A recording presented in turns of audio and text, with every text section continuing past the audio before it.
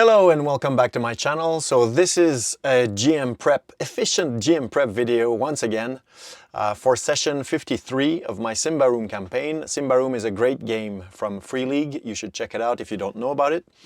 I'm preparing the, let's say it's the second big phase of the Wrath of the Warden campaign adventure. And we'll just jump right into it. It will be a short format. I busted my 1 hour allowance. Usually I try to do 1 hour of prep for 4 hours of play. Tonight we might play more like 5 to 6 hours. And I've already prepped an hour and a quarter. I've written some things, I'll show you that. And I've prepared a few things in Foundry as well. And I have a few things left to do in Foundry that I will do with you guys. So in the end, I'll probably have prepared for almost 2 hours for 6 hours of play, which is not my usual allowance, but still. This is the start of a big campaign. Things are, you know, it's important to start off on the right foot. So, so there you go. I put a little bit more time. Let's remember also that the 3 last sessions I played out of the book with no prep at all. So yeah, there's that too. Okay, let's hop in. So this is the Foundry, my Foundry. This is the little calendar I use. This is the Thistlehold map. My group is just finished last session in this area, rooting out some beast warriors and clan members. They went under the ground all the way into the Sinkhole, following some fleeing clan guardians and warriors that were herding prisoners with them. And now it's the aftermath of that. Some things are you know, written in the book. I can move to my text here. So you see, this is my little document that I always prepare. Sometimes it's in my notebook written down just by hand. Sometimes it's on the computer. It really depends on if I'm going to play live around a real table or playing online. And I must say that I really like the paper. And unfortunately for when I'm on the computer directing a game, it's easier sometimes to have it in the screen. So here we go. This is what I did before doing this video in that hour of prep. So I just so this is not the case. It will be down into the Sinkhole is the probable action we're going to have this today. I'm trying to be quick because I'm actually playing in 36 minutes.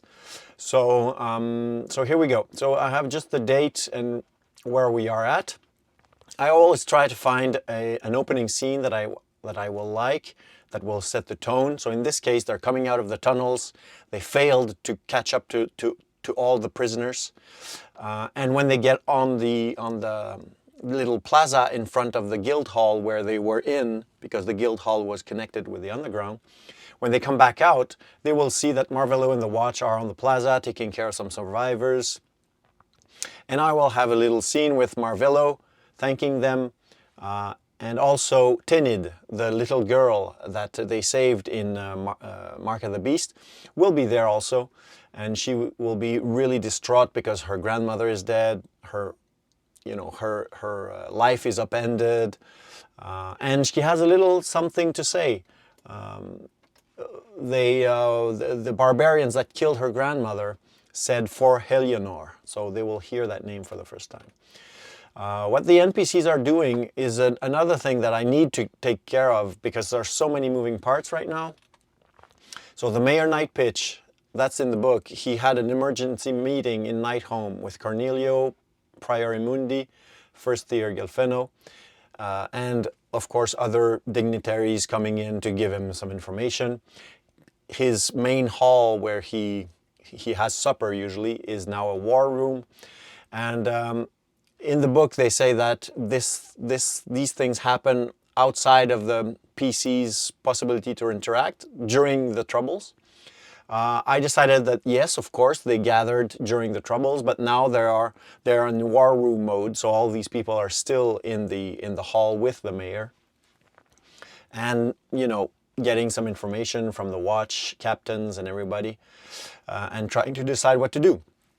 Yagaba has turned, is the consort of the mayor, the witch. Yagaba has turned into a raven. She went to meet with Gadrabon and Enfrinda, and she's keeping them up to speed, and also probably the envoy of the barbarian clans.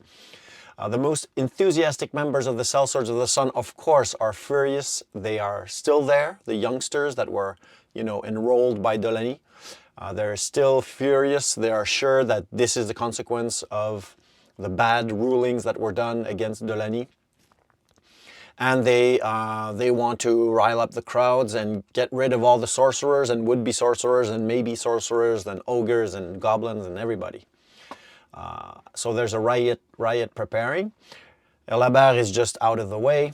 You can read that if you wish. The Templars are at the Wing Ladle, taking care of their wounds.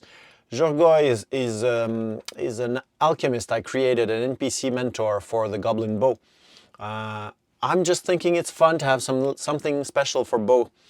So Jorgoy is really scared. He thinks that this is the attack of the elves starting and that he has to get out. He's paranoid. He thinks the elves want to kill him. And so he's basically leaving town.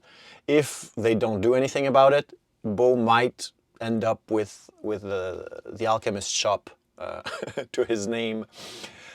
Anyway, and what are the main events that I'm going to use as ammunition to just feed this session as I follow what the characters are doing? So the first thing, of course, is the anticlimax at the Sinkhole, page 97 in the book. It is said in there, of course, there's this appearance of Eleanor that sort of spits at them and howls and leaves with her wings. Very, very impressive sight. I want them to see that. But before that, there's a big slithering noise as if something is leaving. And I think that's not good. So I'm going to have some wailing of prisoners, maybe wraiths. The prisoners will be the ones that just got caught.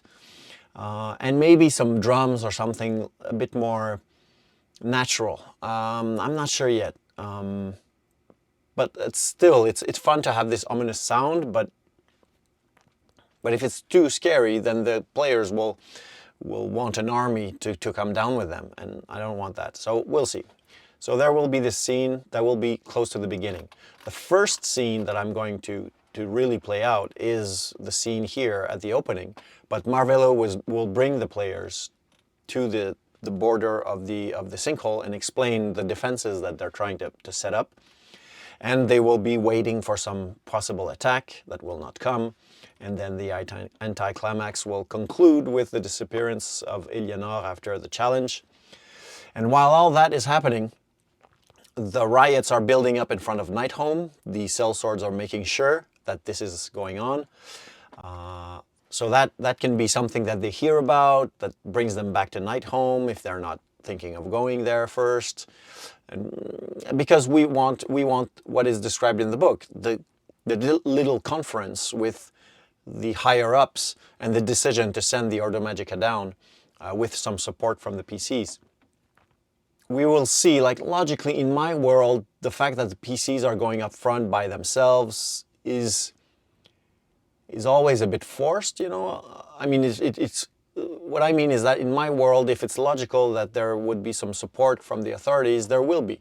I'm not forcing that it be always the PCs and never anyone helping them. So I just augment the number of enemies when they face something, so the enemies that they actually face themselves will stay the same as in the printed book. But because or else it just feels cheap, it just feels gamey, and I don't like that. Of course, it's more management for me, but it's mostly done narratively, and you know, I don't really roll dice for all these people. So we'll see what happens there, but there is the risk that a big contingent goes down. What I'm going to try to do is to press the fact that these prisoners are going to be either dead or gone or you don't know what if they don't act fast. And right now the watch is in disarray. They could bring on some randoms, some randos, but maybe a really well dynamic group like the PCs don't want to have that kind of people with them. So the next thing that I might use if they go down in the tunnels is the effect of the corruption in the tunnels. Cold sweats, dizziness and stuff. I detailed a bit more what the Crystal Isle is all about. They describe that it has come alive, which is a bit strange. I really like that the nodes are linked to the Yonder world, so I might try to introduce a demon in there. And that demon will sort of be a friendly presence to people binding to the Isle. I will give you some more details about that in what I prepared here for the tunnels. So if I go on the Isle of Crystals, I prepared this. This is just the general part of the map. There are, of course, things to be seen here, the lake, the history, the camp. So that's most of those are copy-paste from the book. So if I open the Isle, I put a little image here. That's just the description of what's in the book on the effects of this. And I added, as you can see, a little text. So corruption has opened a link to the underworld through which a demon is influencing anyone who uses the Isle, binds to it. The demon has whispered secrets to the sorcerer princes of old, and these have inscribed them in the obsidian shards that make the Isle.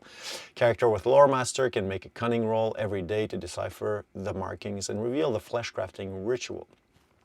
So I'm just trying to give some in-setting explanation to why these barbarians are suddenly all fleshcraft. And I thought that maybe Haloban had that knowledge somewhere in his vaults and that suddenly they tried to use it. I prefer that this thing would be the result of desperation in the tunnels under, and that they found the island.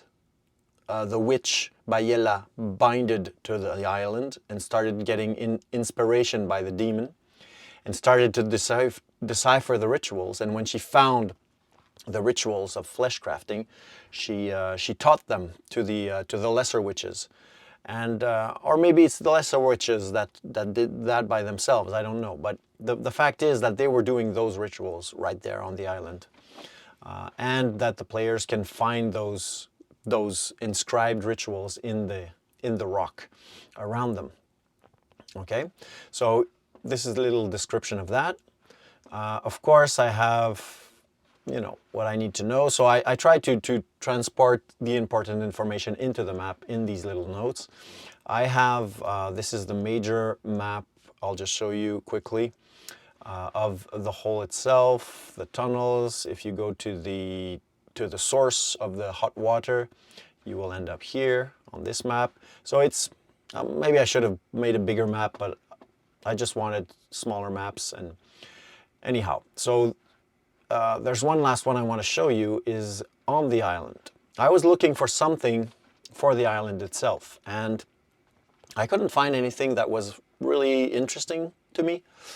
So this isn't really you know, the Isle. The Isle is much darker than that. It's obsidian, but you know, I can always put some darker atmosphere here, which I will do.